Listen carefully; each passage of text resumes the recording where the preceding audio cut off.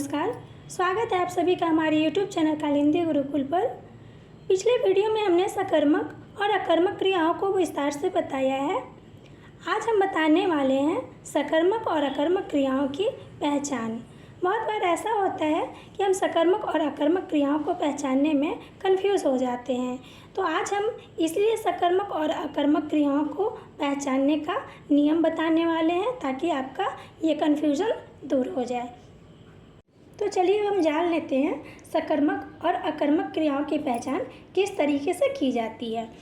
तो सकर्मक और अकर्मक क्रियाओं की पहचान क्या, किसे या किसको आदि प्रश्न करने से होती है, यानी कि इनमें हम क्या, किसे और किसको प्रश्न लगाएंगे और जो उत्तर मिलेंगे तो क्या होंगे, वो सकर्मक क्रिया, और अगर उत्तर नहीं मिलेंगे तो वो होंगे अकर्मक क्रिया। जैसे पढ़ना, खाना, मारना आदि। इन क्रियाओं में क्या, किसे लगाकर प्रश्न किए जाए तो इनके उत्तर इस प्रकार होंगे। अब हम इन्हें कुछ उदाहरणों के द्वारा आपको समझाने का कोशिश करेंगे। जैसे पहला प्रश्न है किसे मारा, तो रावण को मारा। तो यहाँ पे हमारा उत्तर क्या है, रावण को मारा है। यहाँ हमें उत्तर मिल गई, इसलिए ये क्या होंगे, सकर्मक क्रिया होंगे। दूसरा प्रश्न है, जैसे यहाँ पे दिया गया है खाना, तो क्या खाया, तो हमारा उत्तर होगा खाना खाया, आम खाया। तो इस तरीके से इनके उत्तर मिल गए, तो ये क्रिया क्या होंगे, सकर्मक क्रिया होंगे। और भी इनमें प्रश्न है पढ़ना, तो क्या पढ़ता है, तो किताब पढ़ता है, पत्र पढ़ता है, उपन्यास पढ़ता है, अखबार पढ़ता है। तो हमारे उत्तर मिल गए, इसलिए ये क्रियाएं क्या होंगे, सकर्मक क्रियाएं होंगी। तो चलिए अब हम इन्हें कुछ उदाहरणों के द्वारा समझते हैं। जैसे वह बस से स्कूल जाता है, तो इस वाक्य में आप देख सकते हैं कि बस से स्कूल जाता है, तो इसमें बस क्या है, कर्म है, यानी प्रभाव किस पे पड़ रहा है, कर्म पर पड़ रहा है, तो वह क्या होगा, सकर्मक क्रिया होगा। दूसरा उदाहरण है कुत्ता रात में भौंकता है। इस वाक्य में आप देख सकते हैं रात में क्या भौंकता है, कुत्ता भौंकता है, तो प्रभाव किस पर पड़ रहा है, कर्ता पर ही पड़ रहा है, यानी कुत्ता ही भौंकता है रात में। तो ये क्या हुआ, अकर्मक क्रिया होगा, क्योंकि प्रभाव किस पे पड़ रहा है, कर्ता पर पड़ रहा है। भौंकने का काम कुत्ता कर रहा है और प्रभाव किस पे पड़ रहा है, इसमें क्या है, कुत्ता करता है। तो जब प्रभाव कर्ता पर पड़े तो वह क्या होता है, क्रिया अकर्मक क्रिया होता है। बढ़ते हैं अगले उदाहरण की ओर। राम ने रावण को मारा। इस वाक्य में आप देख सकते हैं राम ने किसे मारा, तो रावण को मारा।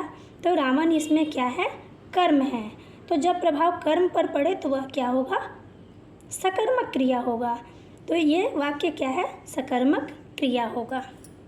अगला उदाहरण है हम लोग किताब पढ़ते हैं। इस वाक्य में आप देख सकते हैं हम लोग किताब पढ़ते हैं, हम लोग क्या है, कर्ता, किताब क्या है, कर्म, और पढ़ना क्या है, क्रिया है। तो जब प्रभाव कर्म पर पड़े तो वह क्रिया क्या होगा, सकर्मक क्रिया होगा।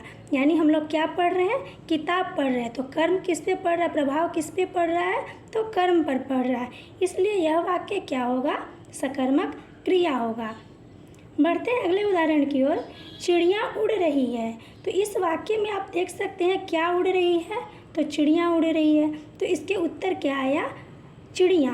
तो जब प्रभाव किस पे पड़े, कर्ता पर पड़े, तो वह क्या होगा, अकर्मक क्रिया होगा, क्योंकि यहाँ उड़ने का काम किस पे, प्रभाव किस पे पड़ रहा है, चिड़िया पर ही पड़ रहा है। तो चलिए बढ़ते हैं अगले उदाहरण की ओर। कृष्ण बांसुरी बजाते हैं। इस वाक्य में आप देख सकते हैं कृष्ण क्या बजा रहे हैं, बांसुरी बजा रहे हैं। तो यहाँ पर यह वाक्य क्या होगा, सकर्मक क्रिया होगा, क्योंकि कृष्ण क्या कर रहे हैं, बजाने का काम कर रहे हैं। क्या बजाते हैं, तो बांसुरी बजाते हैं। तो इस वाक्य में आप देख सकते हैं यह क्या है, प्रभाव किस पर पड़ रहा है, कर्म पर पड़ रहा है, तो इसलिए यह क्या होगा, सकर्मक क्रिया होगा।